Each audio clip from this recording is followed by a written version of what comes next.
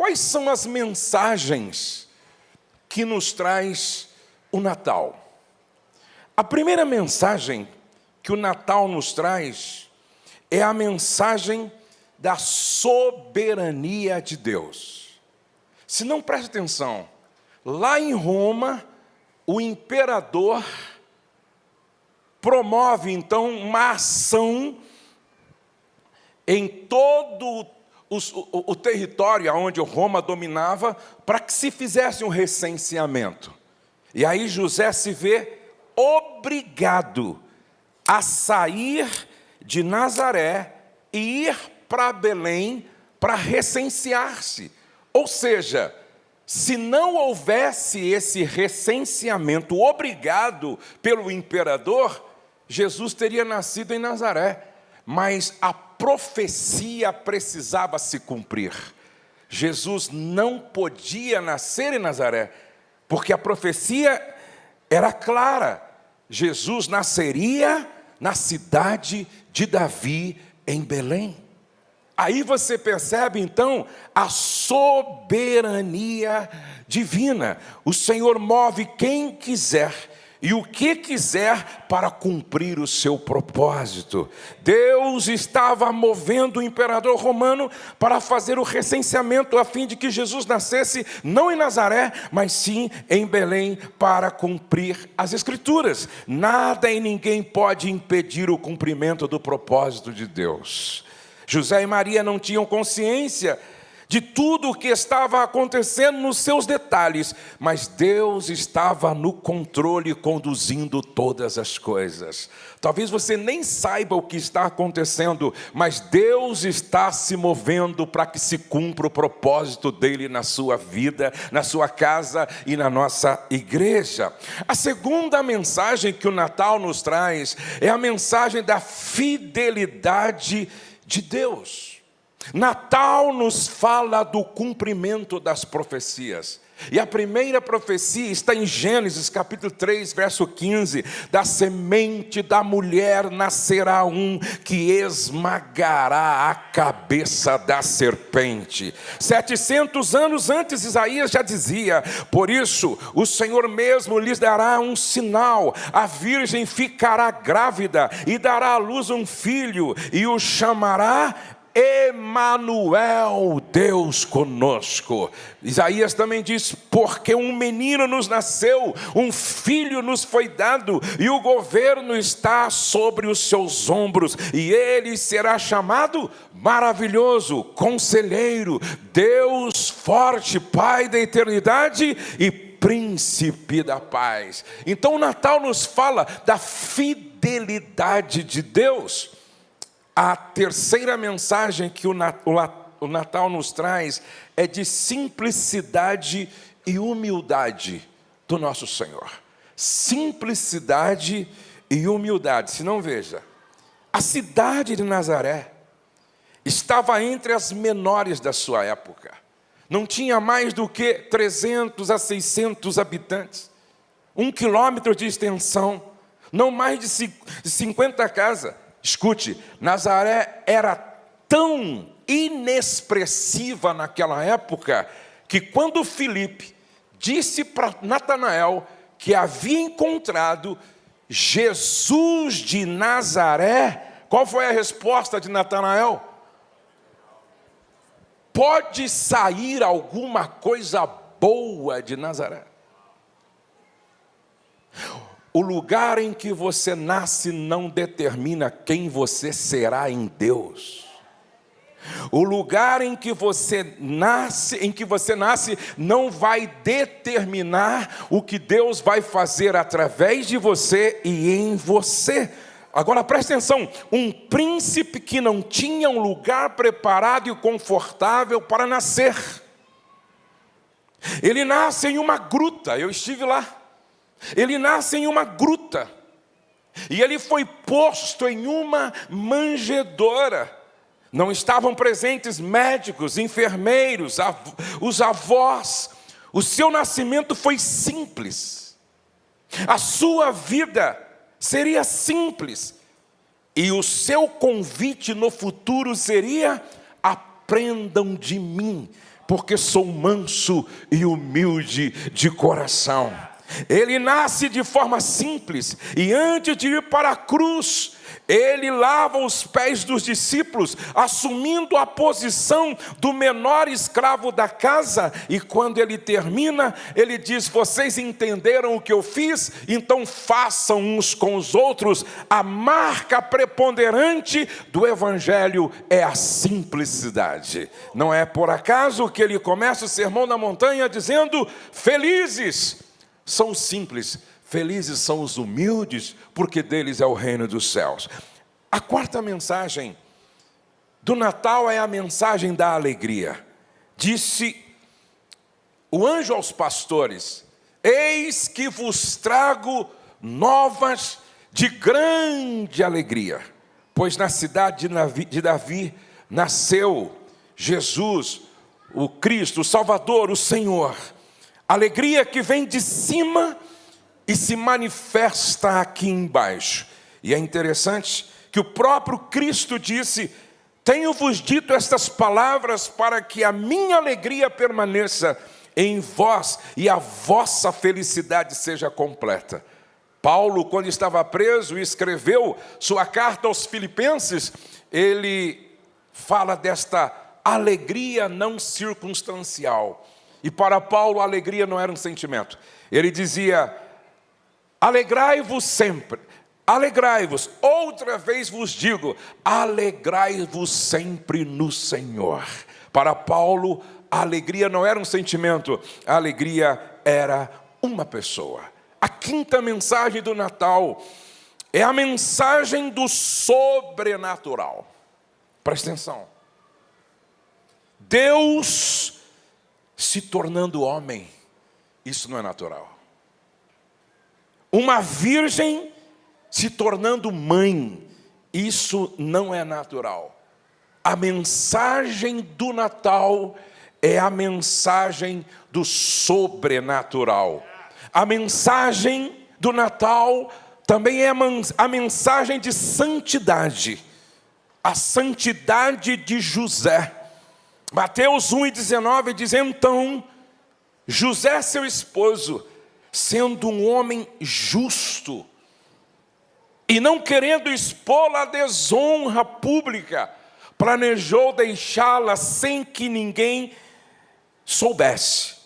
A santidade de Maria não foi por acaso que Deus olha para todas as adolescentes daquela época e enxerga em Maria alguém que poderia gerar no seu útero o verbo que se faria carne.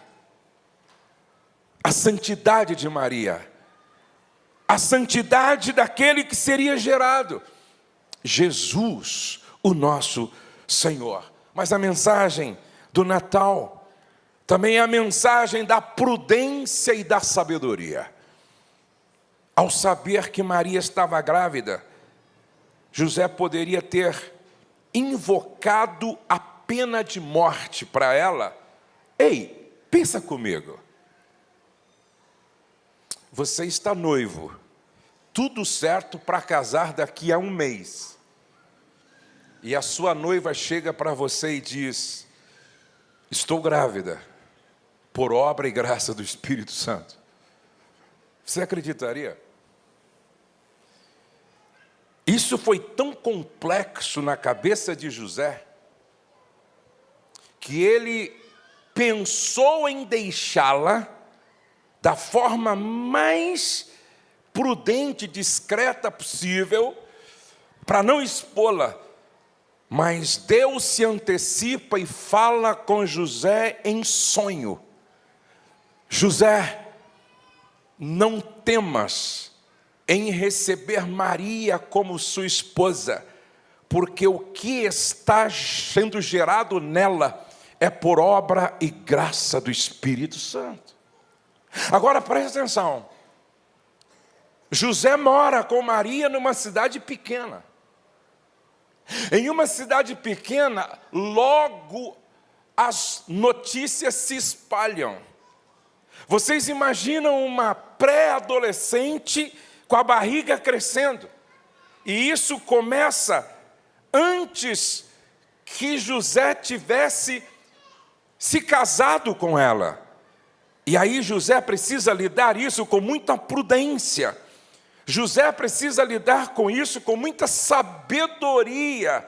Por isso que eu falo que a mensagem do Natal também é a mensagem da prudência e da sabedoria de um homem que soube lidar com uma situação complexa, dependendo inteiramente da graça, da misericórdia e da proteção de Deus. Mas a mensagem do Natal também é a mensagem de obediência, porque nós temos aqui um homem obediente à voz de Deus, José, e nós temos uma mulher, Maria, apesar de ser uma adolescente, mas ela era obediente à voz de Deus. Veja esse texto. Perguntou Maria ao anjo: como acontecerá isso? Eu sou virgem. Eu nunca me deitei com homem algum. O anjo respondeu: o Espírito Santo virá sobre você, e o poder do Altíssimo a cobrirá com a sua sombra. Assim, aquele que há de nascer será chamado Santo Filho de Deus. Qual foi a resposta de Maria? Sou serva do Senhor, que aconteça comigo conforme a tua palavra. Eu me rendo, eu me submeto, eu me entrego à tua soberania, que aconteça comigo conforme a tua palavra. A mensagem do Natal também é uma mensagem daqueles que se entregam com uma predisposição radical de fazer a vontade daquele que reina soberanamente, o nosso Senhor. E por último, ou penúltimo, a mensagem do Natal é uma mensagem de sacrifício. Deus se tornar homem é mais do que um mistério, é um ato de extremo sacrifício, porque não é o pequeno que vai crescendo, mas é o grande, o soberano, o eterno, o infinito, o imortal, que vai diminuindo, até se tornar um bebê na barriga de uma mulher. Isso é um extremo sacrifício. E agora, ele nasceu como homem para morrer pelos homens, para se oferecer como um sacrifício. Não foi por acaso que quando João vê Jesus próximo do Jordão, ele diz: eis o Cordeiro de Deus que tira o pecado do mundo. Por isso que Natal só faz sentido por causa da cruz. E eu gosto quando um grande pregador disse: antes que Deus dissesse haja luz na eternidade passada, ele disse haja cruz. O Natal só faz sentido por causa da cruz. A manjedoura só faz sentido por causa do Calvário. Se nós tirarmos o Calvário e desconectá-lo da manjedoura, a manjedoura perde o sentido. O nascimento de Jesus perde o sentido. Mas o Natal faz muito sentido, porque Jesus nasce como um cordeiro que morreria no seu lugar, no meu lugar, no nosso lugar, para a nossa salvação e redenção garantida para todos sempre. É Natal, Feliz Natal! O Cordeiro de Deus nasceu para morrer no nosso lugar. Ele se fez maldito por nós, para que nós fôssemos benditos de Deus nesta noite. Vamos aplaudir aquele que é digno de receber toda a honra, toda a glória, todo o louvor, toda exaltação para todo sempre. Nasceu o sol da justiça, o Emanuel, o Deus forte, o Pai da eternidade, o príncipe da paz, o conselheiro. Nasceu o Cordeiro de Deus, aquele que veio para esmagar a cabeça da serpente, aquele que veio para fechar o inferno para a igreja e para abrir o céu para a igreja, aquele que veio para nos encher de esperança, vida e certeza e alegria. A Ele seja toda a honra, toda a glória. Vamos ficar de pé e vamos aplaudir ao único que é digno de receber nesta noite toda a honra, toda a glória, todo o louvor, toda a exaltação, porque tudo é para Ele, tudo é dele, tudo só faz sentido porque Ele reina. Ele é o Senhor dos senhores, Ele é o Rei dos reis, o sumo pastor da igreja. Que bom celebrarmos o nascimento de Jesus. Não nos importa se Ele nasceu em maio ou abril, em outubro. O que nos importa é que Ele nasceu e Ele morreu. E quando você vai lá em Jerusalém e entra no túmulo, antes tem na porta: Ele não está aqui, porque ressuscitou. Essa é a nossa certeza, a certeza da nossa esperança. Eu quero fazer uma oração de gratidão por tudo o que significa o Natal para as nossas vidas. Se nós estamos aqui é porque Jesus nasceu. Se o Pedro com todos aqui adoraram é porque Jesus nasceu. Se existe esses DNAs espalhados pelo mundo é porque Jesus nasceu. Se nós temos certeza que muito mais ainda vai acontecer é porque Jesus nasceu. O nascimento de Jesus e a sua morte na cruz e a sua ressurreição é a razão de tudo o que está acontecendo e que ainda vai acontecer.